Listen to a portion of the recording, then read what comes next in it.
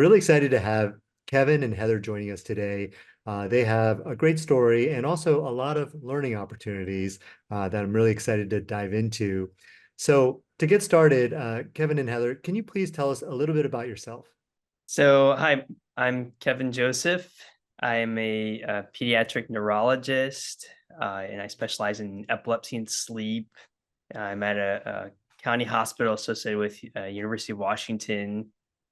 We live out here in the Seattle suburbs. We have two boys who are now 17 and 15. And Heather. I'm Heather Joseph. I am an OBGYN at a major medical center in Seattle. I originated from Buffalo, New York, and met this guy in medical school, where we fell in love and moved out to the Pacific Northwest. Yes, I was in the Army and they moved us out here. And Yeah. when I got out, we decided to stay. Cool. So tell us, as a dual physician couple with kids, you had a lot going on. So how did you get even interested in real estate investing? And then how did you decide to make that leap into doing it on top of everything already you were doing? This takes us back to, I think, sometime in 2019. I'll just speak for myself. I was getting pretty burnt out with the daily grind and being on call, half the year. There's only two of us in the practice in the group, and the onslaught of corporate medicine, it was really grinding me down. And that's when we discovered semi-retired MD. And we took the course. I think we started December 19 or January 2020, and we finished it right around, I think it ended right around when COVID started. So that was also an interesting experience. And we spent some time trying to short money, and eventually towards the in August of 2020, we made our first purchase. But I do remember when Kevin said, "Hey, I'm listening to this podcast," and he's like, "Yeah, and he's like, and wait a minute," he's like, "They're from this area." And I'm like, "Oh, really?" And then so the next thing you know, when I heard about it, so then I started listening, and then he's like, "Well, what do you think about taking a class?" And then we just started taking class. So he would sit, we would listen. I'd have my 3-ring binder taking notes and of everything that you guys said. And we're like, okay. And we're like, we made our poster, we made our goals, we did all those things that you did. And we're like, okay, let's do this. And then COVID, and we were like, oh, now what? Yeah.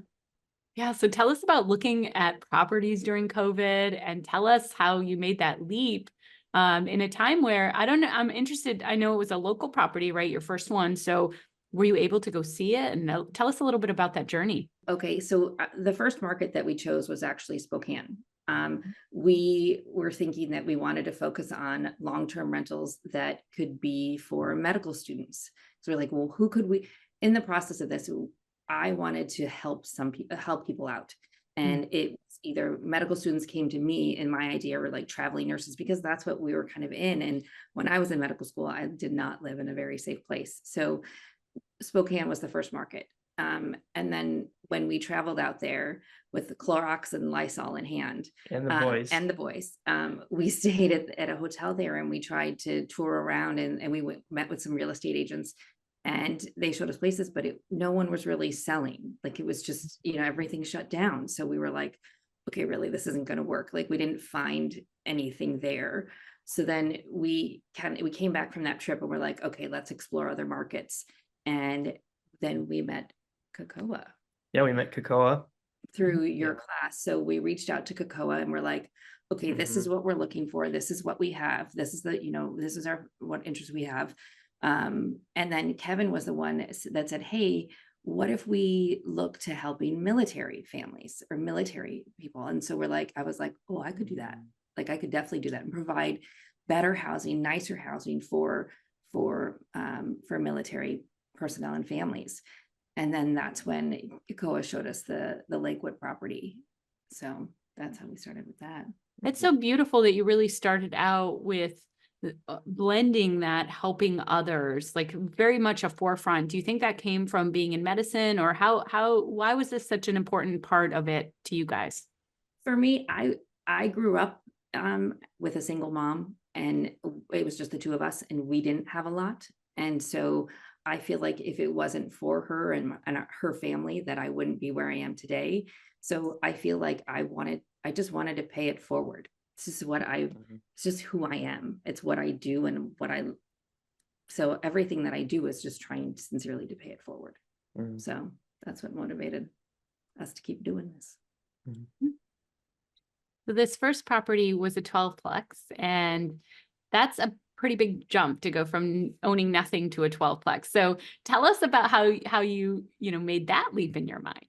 Oh, I think it was a couple things. We did a cash out refinance on our house to start funding it, and and then interest rates. I mean, we have a 2%, 2.25% interest rate on our mortgage now.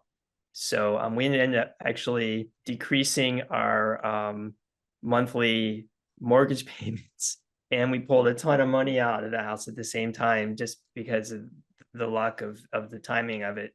And so since we had so much to get started on, and then we were looking at the numbers for purchasing a duplex, and we thought, well, we're not going to be able to move the needle very quickly if we start that way. So we thought, well, let's just dive right in.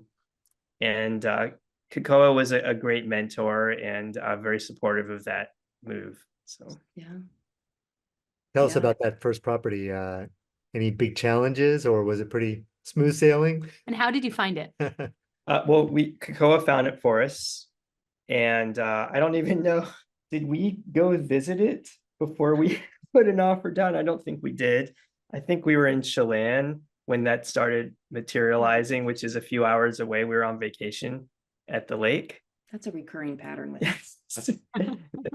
The not seeing it before we purchased pattern. Yeah.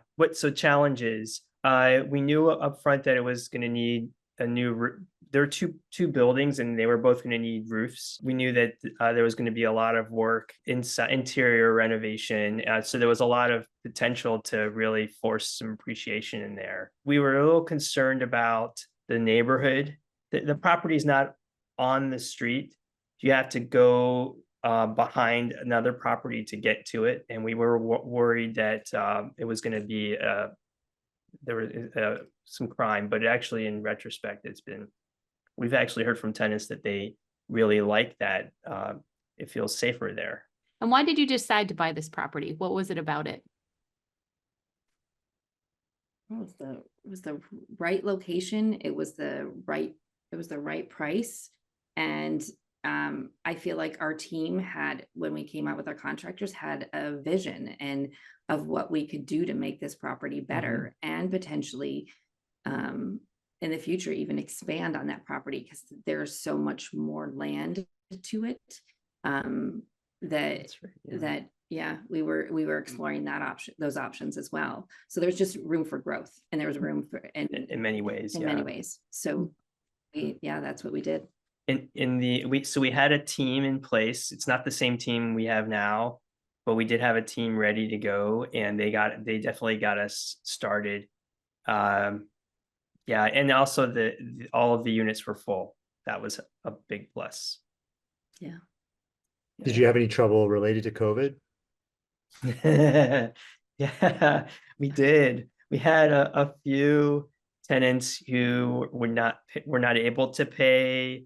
One in particular. So we had a friend of ours who was our gardener here at our personal home. He was going down there to do some work for us, and he did a little snooping around over the course of a few months. He befriended people. He would talk to them, and he discovered that one of those tenants was subletting her apartment illegally. So she wasn't paying us her rent, and we couldn't get her out, get rid of her, but she was, subletting it. So, but for the most part, out of 12 units, like there was one, maybe two that we struggled with, that one in particular.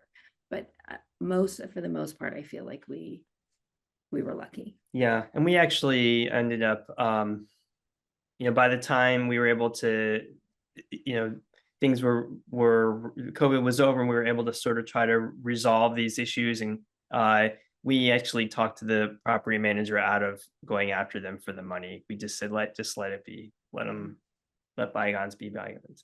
Mhm. Mm. And tell us about this property and what it's doing now, because I know we're going to go into it in the deep dive, but I just want to give people idea of, what it was before you bought it in terms of, how are the rents, and then like what you've done now with this property. Oh, we've renovated 11 of the 12 units. We've replaced the roofs. There's been a few maintenance issues.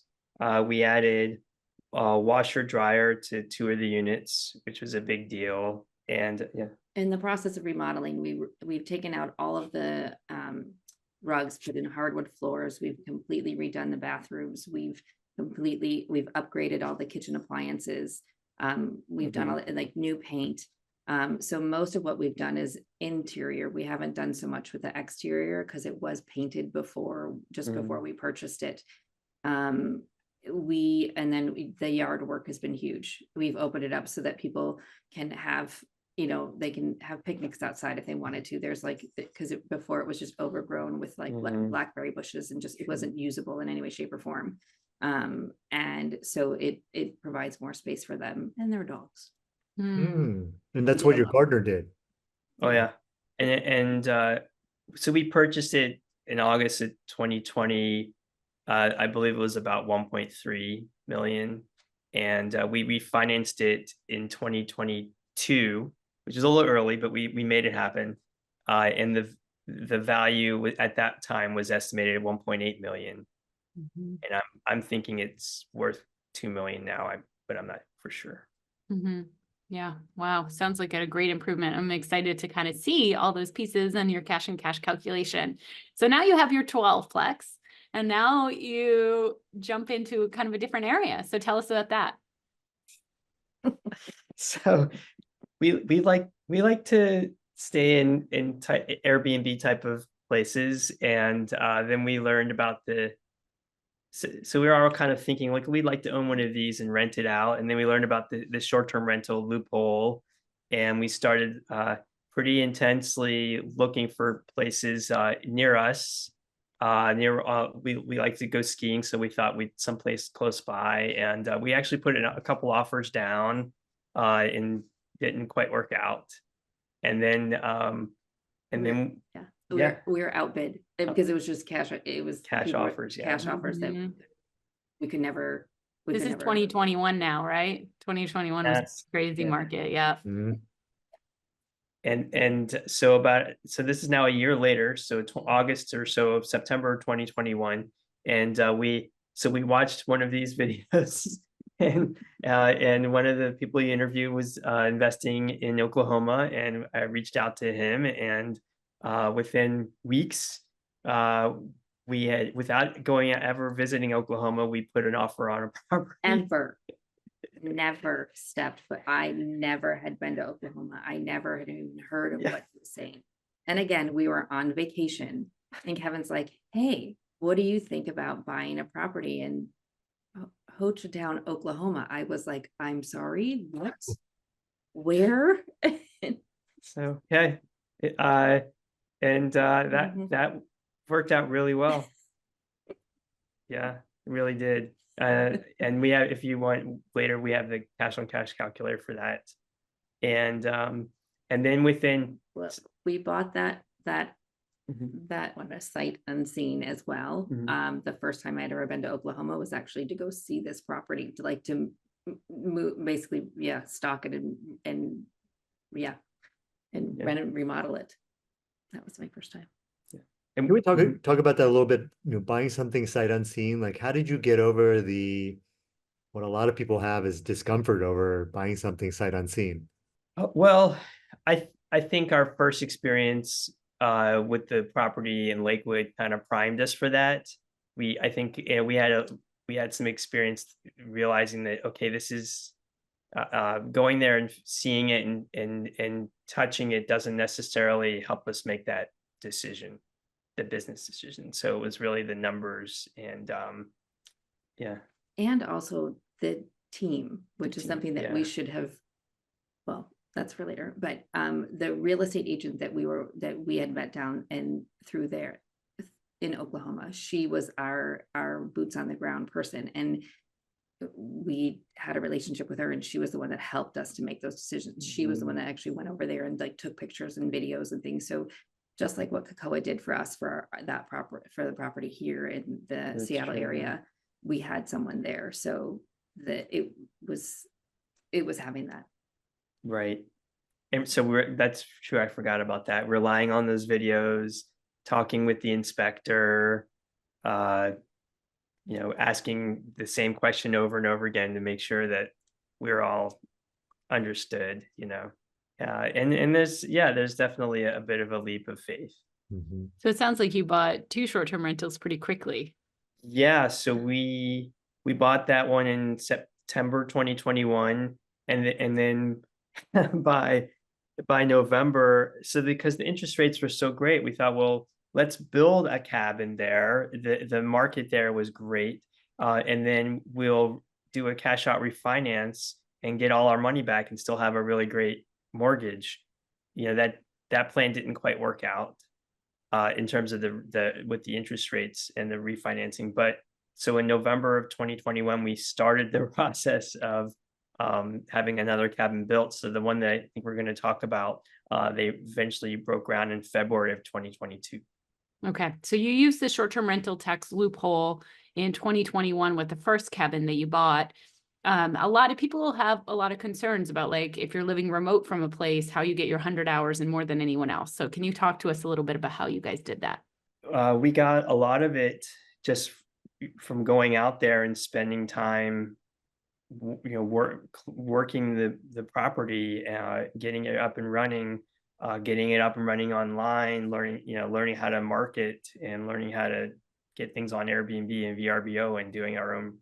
So that the hours really added up pretty quickly. And then Heather came out there with me. And so we were there for like, I guess a week, and we're both just going off in different directions working. And so it wasn't hard to get the hours, and we didn't count travel. It's not difficult. Did you guys self-manage too, or did you end up giving it to a property manager? We self-manage. The short-term rentals. The short-term rentals. Yeah. Yeah. Tell us about that, because you're a dual physician couple. You're still doing self-management from afar? Yeah.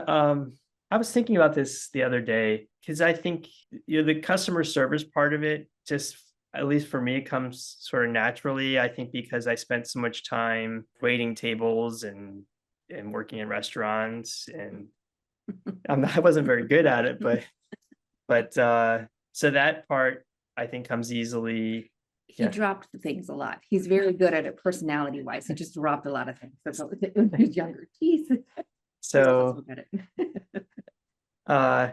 definitely there's been a big learning curve, learning how to get the websites up and running and picking, not only choosing the team and learning who has to be on the team, the photographer, the cleaner, the maintenance, and then having the backups, and learning how to market. I'm really, this year I've been learning how to market and use Facebook and all kinds of things. And I'm not sure how effective it is, but things seem to be moving in the right direction.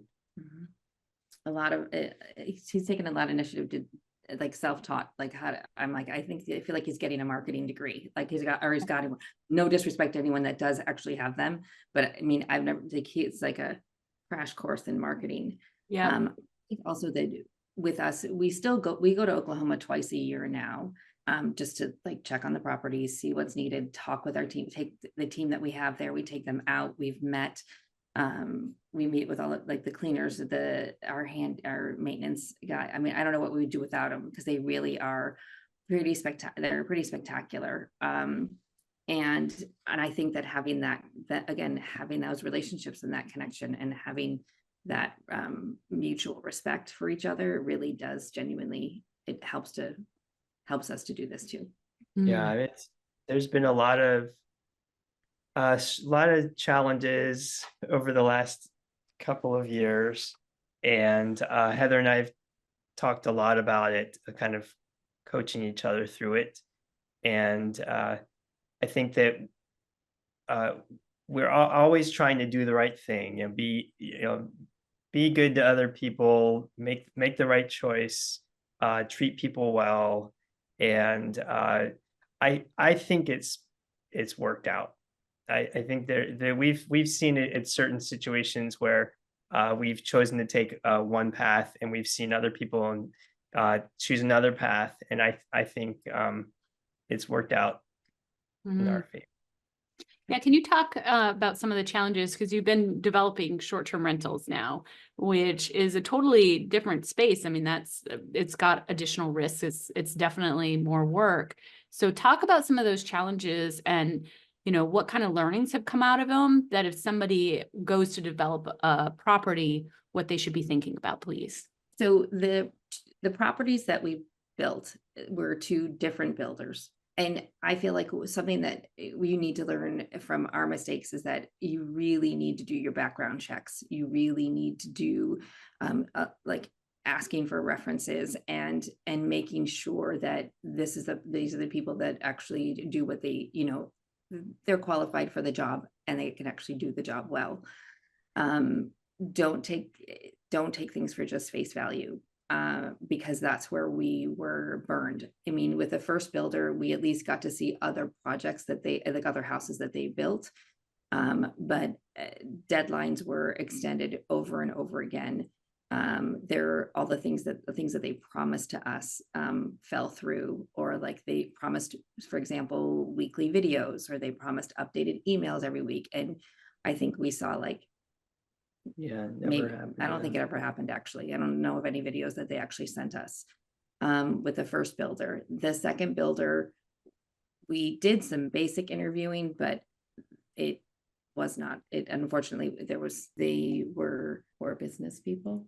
I don't know how to say it. We spent a lot of time talking to other people, sort of like it's like the Facebook problem. We talked to other investors, and we talked to other people who knew so and so, and we were reassured, probably falsely reassured, that other people were doing this, but we didn't do the right kind of background checking. Yeah. So background check, by that you mean searching online, like talking to the references, and then, you know, going online and making sure they actually are bonded, insured, licensed, all those things, checking on that. Yep, exactly. And looking at previous things that they actually built, and like, and the contractors that they worked with, we should have been asking more about that. I remember one of our contractors always had people call us, and actually we were screening for him, right? Like we were the people who, you know, other investors were asking, how was it to, like, as an owner, to work with him, right? And so there will be people who are willing to do that for contractors, and I think that's great. Sometimes though, you don't even know if they actually worked with him, right? Though that's the other thing. Like, what if they're just a friend of his? So that's always a challenge too. Yeah, and also in this part of Oklahoma, there aren't. It's unincorporated county area, and there weren't good building codes and standards, and there aren't any rules yet. So there was another layer of trust that we had to hope that they were going to provide us a good product. And we understand you know, your properties did get done where a lot of people's didn't. So can you talk about why that is, that you were able to get your properties done in a space where a lot of people just haven't had their properties done?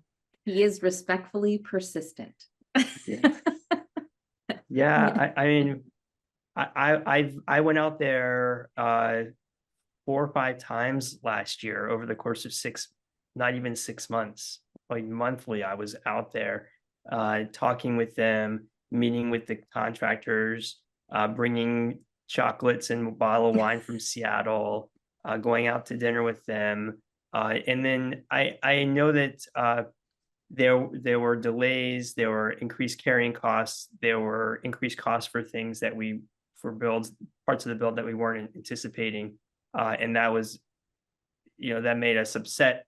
But what we saw other people do was say, well, this is ridiculous. We're not going to do that. We're going to move. We're going to cancel this contract and find somebody else.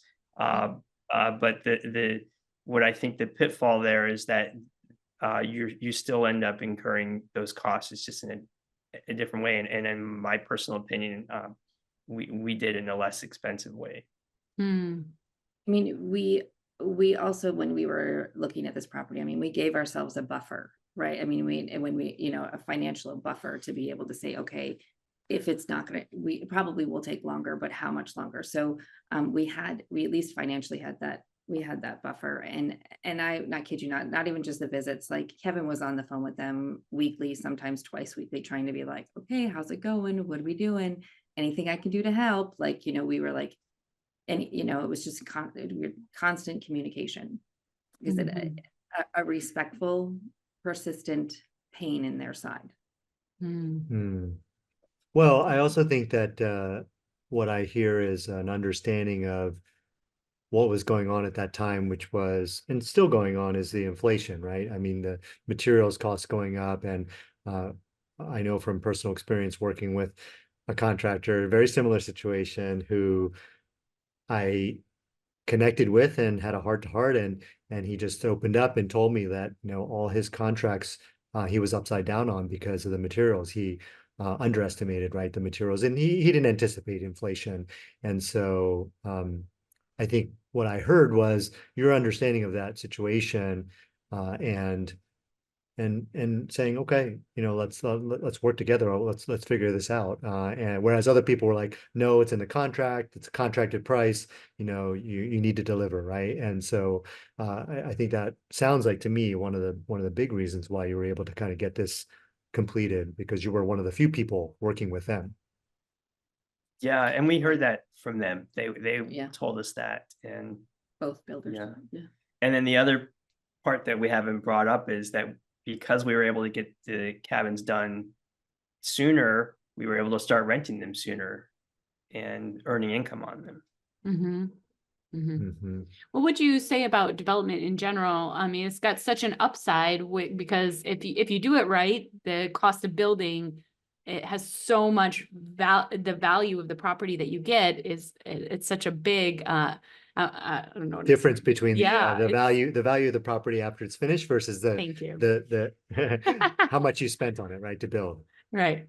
But then there's more time and there's more risk. So how do you kind of feel about how to mitigate risk and how you would approach this next time with development? Or would you not do development in the future?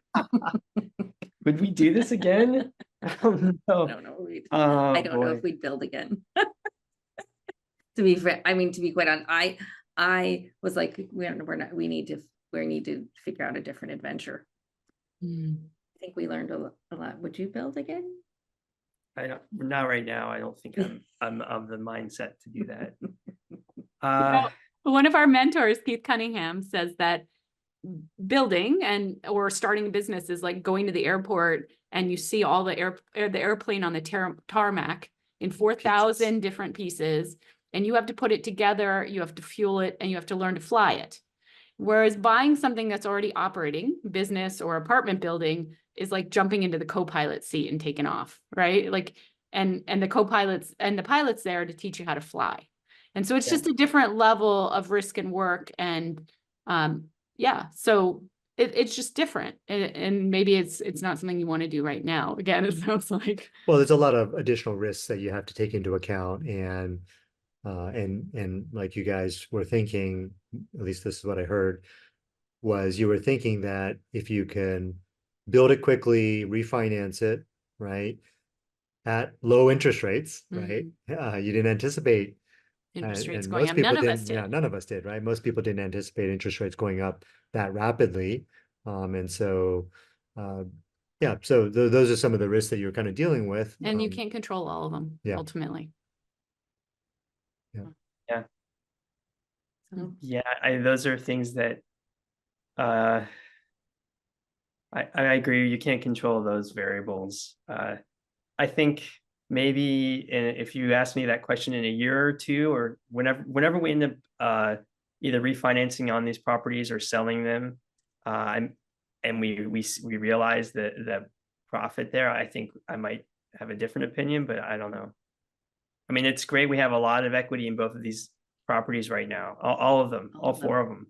But it's sort of, it doesn't feel real to us. Yeah. So what would you say to somebody, new, starting out in real estate, just like you guys did 3 years ago, about real estate investing in general and how to approach it, what you've learned along the way? I'm about finding your team. I think that finding your team, doing the research, and doing and working with them, and understanding that you are part of that team as well, and having that, in my opinion, that team mentality, that you're in this together, I think really genuinely helps. Like the current property managers for our Lakewood and our maintenance person that we use are awesome.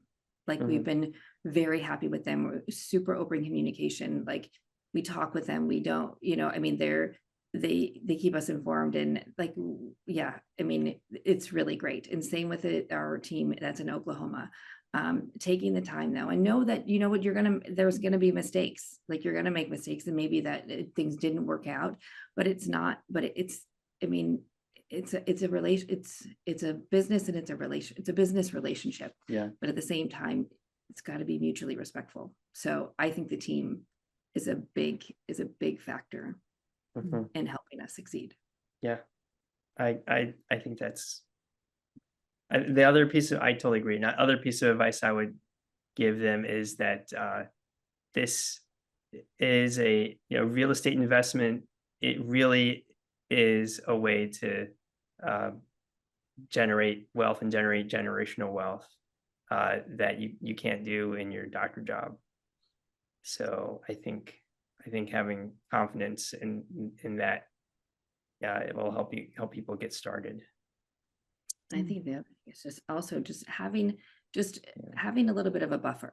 Like for us, I think that if having that buffer has made us, I don't know, just financially speaking, just having something, like always just making sure that you've got, yes, you have the numbers, but just give yourself that little extra buffer, and then you'll be okay with if there's any bumps along the way. How about advice? How about advice about working together as a couple? Just communication, and communication is not easy. And I think it's not realistic to think that if you're having a bad day, or if you not thinking that things are going well, that when you go to your partner, they're going to lift you up and get you through it. So that's so you have to keep communicating. Don't keep secrets, and we don't. And sometimes Heather says, why did you tell me? But I just I think that's my advice. Yeah. But I think that we balance each other out. Yes.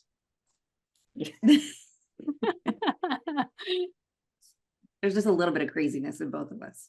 Balances it. Yeah, I was saying, I don't know if I said this before we started, but with each of these projects that we talked about, I would go to Heather and say, can we do this? Can we take this course? Please, please, please. Can we buy this house? And she would say, no, no, no. And then eventually it was a yes. But we're a good team. Yeah. So Heather, I want to ask if he's the one with the original ideas and you acquiesce in a way, how do you not blame when things go wrong? Oh gosh, I don't know. Because it's mutual. I mean, like we're in it together. I mean, that's just, we always have been. I don't know. That's how we approach things. Like it's not just his decision. I mean, it's mine too. So, and there's a lot of it's also having faith in each other, but also, I mean, yeah, I don't know. We look at the facts, we try and take the emotions out of it, and then we just, yeah, have faith and believe in each other. Yes, absolutely. That's a beautiful way to end this interview. Thank you guys for giving us marriage advice as well as real estate investing advice. Hopefully everyone will want to check out some of these properties. We'll be going through the cash and cash. We'll be looking at what they look like before and after and seeing the numbers and hearing about what you guys did. Thank you so much for joining us. Thank you. Thank you. Thank you for having us. Thanks.